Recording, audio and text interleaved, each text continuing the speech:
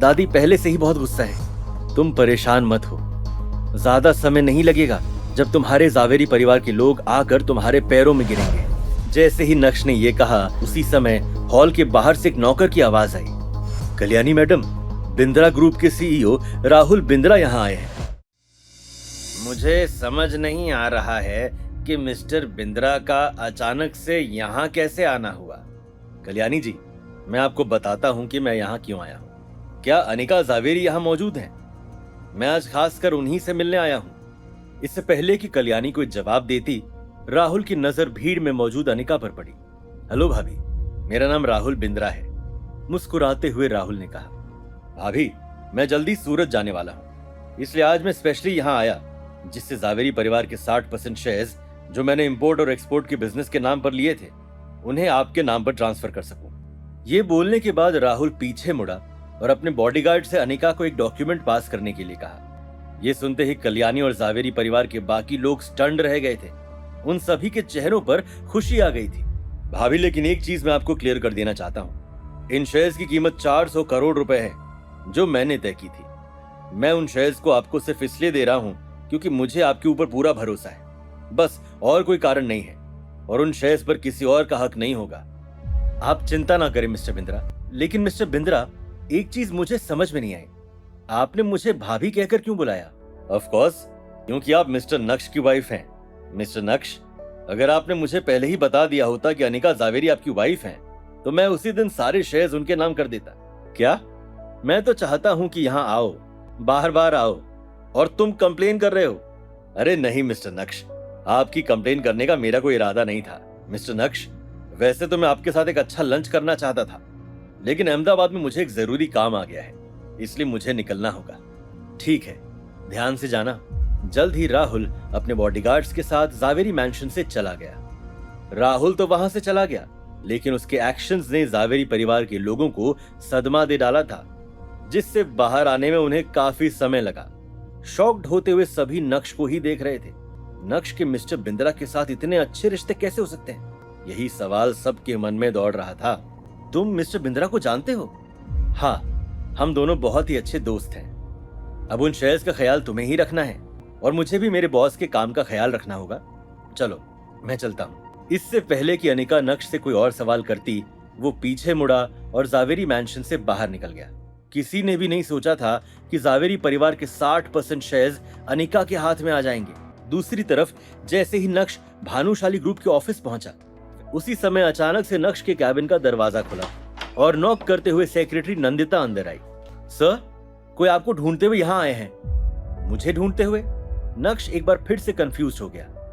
लेकिन जैसे ही वो दो इंसान नक्श के कैबिन में दाखिल हुए, वैसे ही नक्श खुशी से अपनी चेयर से उठा। मम्मी, पापा, आप सूरत कब आए? आइए आइए, आप दोनों यहाँ बैठिए। नक्श, मैंने सुना कि तुम्हारे चाचा ने भानुशाली ग्रुप तुम्हारे नाम कर दिया, इसलिए बस देखने चला आया कि ये सच है या फिर सिर्फ एक अफवाह। बेटा, क्या तुम सच में भानुशाली ग्रुप के सीईओ बन गए हो? हाँ मम्मी पापा, मैंने इस परिवार की बहुत मदद की, इसलिए चाचू ने भानुशाली ग्रुप मुझे दे दिया है। मैं आप दोनों को यहाँ बुलाकर सरप्राइज देना चाहता था, लेकिन आपने तो मुझे ही सरप्राइज दे दिया। इस खुशी को मैं कॉल पर नहीं कहना चाहता था, इसलिए मैंने कॉल नहीं किया। खैर, अब आप दोनों सूरत आ ही गए हैं, तो आपको वापस अहमदाबाद जाने की कोई जरूरत नहीं है। मैंने एक विला खरीदा है, आप दोनों मेरे साथ ही रहेंगे। दरअसल यहाँ आने का हमारा एक और मकसद था। हम तुम्हें गुड न्यूज देना चाहते थे। तुम्हारे कजन अंतिम की कल शादी है। धीमी आवाज में अभी जितेन भाई नक्श को खुशखबरी सुना ही रहे थे कि तभी अचानक से नक्श का फोन बजा। वो कॉल उसके चाचा यानी दर्पण भानुशाली का था। जैसे ही नक्श ने कॉल उठाया, सामने से उसे अपने चाचा की धीमी आवाज सुनाई दी। नक्श, क्या तुम कल फ्री हो? हाँ, मैं फ्री हूँ। क्या बात है चाचू? तो बात ऐसी है कि कल अंतिम की शादी है। मैंने तुम्हें कॉल इसलिए किया जिससे तुम्हें स्पेशली परिवार के मुख्य गेस्ट के रूप में इनवाइट कर सकूं। मैं जरूर आऊंगा। क्या कॉल तुम्हारे चाचा का था? अंतिम की शादी का इनविटेशन दिया? हाँ, तो चलो कल हम सब एक साथ वहां चलते हैं। क्या ख्याल है? ठीक है, कल हम सब एक साथ वहां जाएंगे। जितेन भाई ने खुश होते हुए नक्श की ओर देखा। बेटा, अब तुम बहुत ही बड़ी पोजीशन पर हो, अपनी कुर्सी का सम्मान करना। तुम्हारे पास बहुत काम होगा, तुम कंटिन्यू करो। मैं और तेरे पापा सूरत काफी समय बाद आए हैं, हम थोड़ा घूम आते हैं। अपने माँ बाप के जाने के बाद नक्श ने तुरंत ही अपनी सेक्रेटरी नंदिता को बुलाया और अपने पापा के लिए एक शानदार सूट का इंतजाम करने के लिए कहा। अंतिम की शादी मुंबई में हो रही थी, इसलिए अगली सुबह जल्द ही नक्श अपने माँ बाप को लेकर मुंबई के लिए निकल गया। मुंबई पहुंचने में उन्हें 4 घंटे लगे। हालांकि अभी शादी का समय नहीं हुआ था, लेकिन उसके बाद भी भानुशाली परिवार के विला के बाहर अनगिनत लग्जरी कार्स का मेला लग गया था। अंतिम, जो दरवाजे के बाहर खड़े होकर गेस्ट का वेलकम कर रहा था, वो अचानक से खुश हो गया जब उसने नक्श को देखा।